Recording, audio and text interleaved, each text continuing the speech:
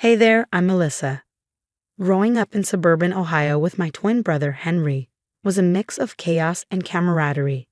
Thankfully, we're not identical because, honestly, I don't think the world could handle two of him. We've always been close, sharing everything from our wildest secrets to our biggest dreams. One day, Henry burst into my room, waving an envelope excitedly. "Melissa, check this out." My heart raced as I snatched it from his hands. "No way, yours too." We tore open our college acceptance letters together, screaming with joy when we realized we'd both been accepted into Willow Creek University, a prestigious school known for its top-notch business program. "We did it, sis," Henry shouted, lifting me off the ground in a bear hug. "Put me down, you goof," I laughed, playfully swatting his arm. Our parents were over the moon. They had been saving for our college fund since we were in diapers. But Willow Creek was expensive, and their savings weren't quite enough to cover it all. "We'll make it work," Dad reassured us over dinner. "We can take out some loans, and you two can pitch in what you can." I nodded seriously. "I can pick up more shifts at the diner." Henry rolled his eyes. "Come on, Melissa, little. We've got our whole lives to work." That was classic Henry, always living in the moment while I was busy hustling at the diner. He was out with his friends, constantly dreaming up get-rich-quick schemes. "I'm telling you, Melissa," he'd say, lounging on my bed as I counted my tips. "One of these days, I'm going to come up with an idea that'll make us millionaires." "Sure, Henry," I'd reply, not even looking up, "and pigs will fly." Despite our differences, I was thrilled to start this new chapter with him. The night before we left for college, we stayed up late, reminiscing about old times. "Remember when we convinced Mrs. Johnson we were telepathic?" Henry laughed. I snorted. "Yeah, until you sneezed and blew our cover." "Hey, at least I didn't rat you out for putting glue in Bobby Taylor's hair gel," he retorted. "He deserved it," I shot back. "He was a jerk to you." Henry's smile softened. "You've always had my back, Melissa." "Someone's got to keep you out of trouble," I teased. The next morning was a whirlwind of last-minute packing and tearful goodbyes. Mom hugged us tightly, dabbing at her eyes. "Look out for each other," she said. Dad clapped us on the shoulders.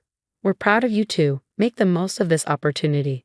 As we drove away, watching our childhood home disappear in the rearview mirror, I felt a mix of excitement and fear. Henry must have sensed it because he reached over and squeezed my hand. "We've got this, sis," he said confidently. "The Harrison twins are going to take Willow Creek by storm." Little did I know how true those words would turn out to be, just not in the way either of us expected. College life hit like a whirlwind. One minute, I was unpacking in my dorm, and the next, I was drowning in coursework. But something felt off with Henry. He'd always been a social butterfly, but this was different. "Hey bro, want to grab dinner?" I asked, poking my head into his room. "Can't. Meeting Direct to discuss some ideas." I frowned. "Direct again?" "He's got some killer business concepts, Melissa. You should hear them." I shrugged it off. Maybe this was Henry's way of coping with the college transition. Meanwhile, I was making my own connections. My roommate Jasmine was a riot. "Girl, you need to loosen up," she'd say, dragging me to campus events. That's how I met Tyler from my econ class. "Melissa, right?" he asked, flashing a smile. "Want to partner up for the project?"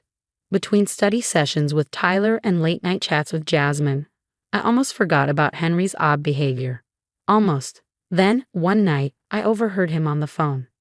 "Yeah, Derek, I'm telling you, this is going to be huge. We just need more capital." Alarm bells rang in my head. The next day, I tried to talk to him. "Henry, is everything okay? You've been acting weird." He brushed me off. "Just stressed about midterms. Don't worry about it." But I did worry, especially when I logged into our joint tuition account to check the balance for next semester. My heart sank. "Henry." I burst into his room, waving my phone. "Where's half our tuition money?"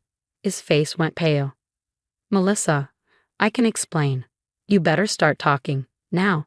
He sighed, running a hand through his hair. "Direct and we had this amazing business idea. A startup that could revolutionize campus food delivery. We just needed some initial investment." I felt sick. "So you took our tuition money without even asking me?" I snapped. "It's not like that," Henry protested. "It's an investment. We'll make it back tenfold, I swear." I couldn't believe what I was hearing. Are you insane? That money isn't yours to gamble with. It's not gambling, he insisted. Derek's got connections. He knows what he's doing. Oh, and you know him so well after what, 2 months? I shot back. Henry's eyes flashed with anger. You don't understand business, Melissa. This is how fortunes are made. No, this is how idiots get scammed. We argued for hours, with Henry insisting it wasn't a big deal and that the returns would come in before the next tuition payment was due. But I couldn't shake the dread gnawing at my gut. The next day, I confided in Jasmine and Tyler. He did what? Jasmine exclaimed. Oh hell no, that's messed up. Tyler looked thoughtful. You know, I've heard some rumors about this Direct guy. Nothing concrete, but... What kind of rumors? I pressed. He shrugged. Just that he talks a big game, but no one's ever seen real results from his ventures. My mind raced. Was Henry being played, or was he in on some kind of scam? What are you going to do? Jasmine asked, concern in her voice. I took a deep breath. I don't know, but I'm going to find out what's really going on with this Derek character. And Henry, he's got some serious explaining to do. That night, I lay in bed, unable to sleep. How had things gone so wrong so fast? Henry and I had always been a team, but now it felt like he'd chosen Direct over me, over our future. One thing was clear. I needed to get to the bottom of this fast before it was too late. The next day, I cornered Tyler after class, practically begging for his help. You're good with computers, right? Think you can dig up some dirt on Derek? Tyler's eyes lit up. Challenge accepted. Give me a day or two. Meanwhile, Jasmine was all in. My uncle works in financial crimes. I'll see what he can find out. We set up camp in my dorm room, papers, laptops, and energy drinks scattered everywhere. It was like a scene out of a crime show, minus the cool sound effects. Look at this, Tyler said, pointing at his screen. Derek's been involved in at least 3 failed startups in the last 2 years. Jasmine chimed in, and my uncle says there's a pattern of complaints about unpaid debts. The deeper we dug, the worse it got. Fake business documents, empty promises, the works. Derek was a walking, talking scam machine. When I confronted Henry, he went full denial mode. You're just jealous, he snapped. Derek's a visionary. You don't understand his methods. Methods? I scoffed. Is that what we're calling fraud now? But as the evidence piled up, even Henry couldn't ignore it. The final straw was a recorded phone call Tyler managed to get, a clip of Derek bragging about how easy it was to scam dumb college kids. Henry's face crumbled as he listened. I can't believe it. How could I have been so stupid? I wanted to say I told you so, but the devastated look on his face stopped me. Instead, I just hugged him. We'll figure this out, I promised. But first, we need to stop Derek before he scams anyone else. We gathered all the evidence and took it to the campus police. Officer Martinez listened intently, her frown deepening with each new piece we presented. This is serious, she said. We'll need to involve the local PD as well. As we left the station, Henry turned to me, eyes full of regret. Melissa, I'm so sorry. I should have listened to you. Yeah, you should have, I agreed. But what's done is done. Now we need to focus on getting our money back. That night, we brainstormed with Tyler and Jasmine, trying to figure out a way to trap Derek and recover our funds. What if we set up a sting? Jasmine suggested. Pretend we got more money to invest. Tyler nodded enthusiastically. I could create some fake bank statements to make it look legit. It was risky, but what choice did we have? We coordinated with Officer Martinez, setting everything up for the next day.